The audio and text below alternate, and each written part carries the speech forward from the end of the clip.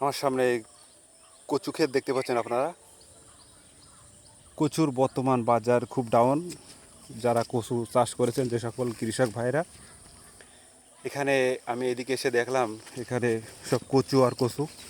তবে এখন 1 কেজি উঠাইতে, 1 কেজি কচু উঠাইতে, কচু পরিষ্কার করতে প্রতি কেজি শুনলাম দিতে হয় 12 টাকা। আর বাজারে বিক্রি হচ্ছে 1 কেজি কচু পাইকারি বিক্রি হচ্ছে আপনার 20 থেকে 22 টাকা।